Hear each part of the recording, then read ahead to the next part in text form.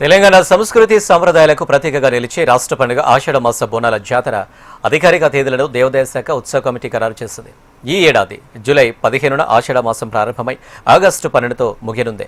నెల రోజుల పాటు సాగే ఈ మహోత్సవంలో భాగంగా హైదరాబాద్, సికింద్రాబాద్ జంట నగరాల్లోని ప్రధాన దేవాలయాలు భక్తుల రద్దీతో కలకలలాడుతున్నాయి. ఇక భక్తులు పెద్ద సంఖ్యలో తరలివచ్చే ఈ జాతరలో అధికారులు విస్తృత ఏర్పాట్లు చేస్తున్నారు.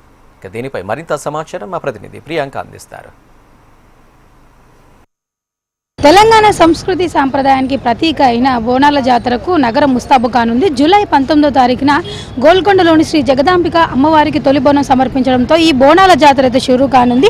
దాదాపుగా నెల రోజుల పాటు జరగనున్న ఈ వేడుకలు ఆగస్టు 10వ తేదీ వరకు అయితే కొనసాగుతాయి. హైదరాబాద్ మహానగరంలో అంగరంగ వైభవంగా కొనసాగుతాయని కూడా ఉత్సవ కమిటీ ప్రతినిధులు అయితే వెల్లడించారు. ఆషాఢ మాసం ప్రారంభాన్ని పురస్కరించుకున్నాడు.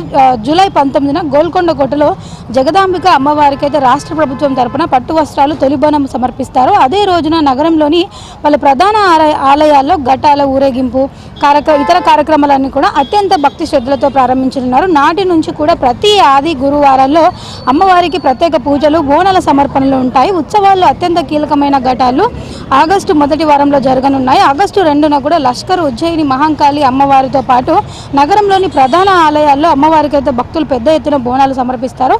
ఆగస్టు 3న సికింద్రాబాద్ మహంకాళి ఆలయంలో పవిత్ర రంగం అంటే భవిష్యవాణి కార్యక్రమం, తర్వాత అనంతరం అంబారిపై అమ్మవారిని ఊరేగింపు కార్యక్రమం అయితే వైభవంగా జరుగుతాయి. గోల్కొండలో ప్రారంభమయ్యే ఈ జాతర ఆ తర్వాత లాల్ దర్వాజా సింహవాహిని అమ్మవారు, పాతబస్తీలోని ఉమ్మడి దేవాలయాల ఉత్సవాలతో ముగుస్తుంది. ఆగస్టు 10వ తేదీన ఉమ్మడి దేవాలయాల ఘటాలు, సామూహిక ఊరేగింపు, గజరాజుపై అమ్మవారి శోభయాత్రతో కూడా ఈ ఏడాది ఆషాఢ బోనాల జాతర ముగియనుంది. బోనాల పండుగను అత్యంత ప్రతిష్టాత్మకంగా నిర్వహించేందుకు తెలంగాణ ప్రభుత్వం ఇప్పటికే ముందస్తు ఏర్పాట్లన్నీ కూడా చేస్తుంది.